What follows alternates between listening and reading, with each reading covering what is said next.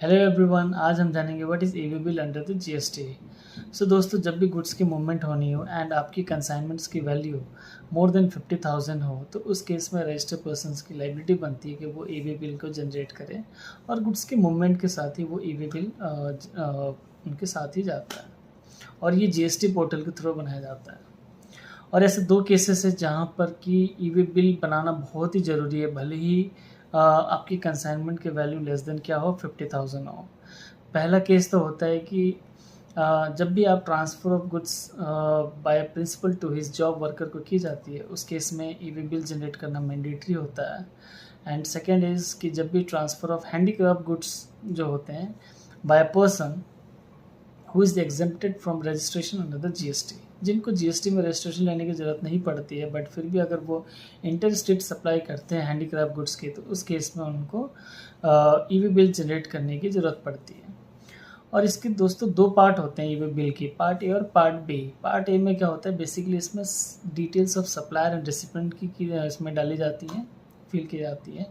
And part B में transporter की detail की इसमें फिल की जाती है।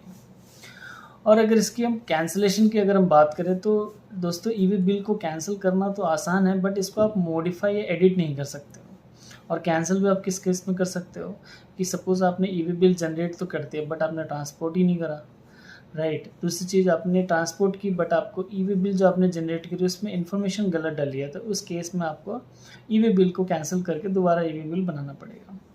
और दोस्तों, ये एक इन्वॉइस के अगेंस्ट में एक ही ईवी बिल जनरेट होता है और इसको हम ना ही एडिट कर सकते हैं दोबारा, ना ही इसको मॉडिफाई कर सकते हैं। और अगर हम इसकी वैलिडिटी की बात करें तो दोस्तों, अप टू 200 किलोमीटर्स तक इसकी 1 डे की वैलिडिटी होती है। और उसके ऊपर हम अगर हमारा डिस्टेंस अगर है तो उस केस में हमें एडिशनल डेज़ मिलेंगे। फॉर एग्जांपल लाइक कि सपोज़ मुझे 300 किलोमीटर का मेरा डिस्टेंस है जो मुझे गुड्स की मूवमेंट करवानी है, तो अप टू 200 किलोमीटर्स तक मुझे 1 डे की वैलिडिटी, और जो फर्दर 100 किलोमीटर्स जो है उसका 1 डे अलग से मिलेगा, मतलब 2 दिन की वैलिडिटी रहेगी, राइट। ये भी किस केस में होगा, ये ऐसे व्हीकल्स केस में जो लाइट व्हीकल्स होते हैं, जो ओवर लोडेड व्हीकल्स होते हैं, उनके लिए 20 किलोमीटर का थ्रेशोल्ड लिमिट बनाया गया है। But other than over loaded vehicles उनके लिए 200 किलोमीटर्स का बनाया गया है।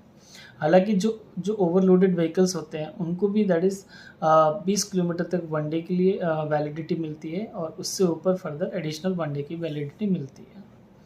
सो दोस्तों, ये रहा ईवी बिल का कंसेप्ट। तो आपको कैसा लगा, बिल्कुल आप कमेंट ज़रूर करें। एंड अगर आपको अच्छा लगा तो प्लीज़ चैनल को सब्सक्राइब करें एंड शेयर करें एंड वीडियोज़ को लाइक करें।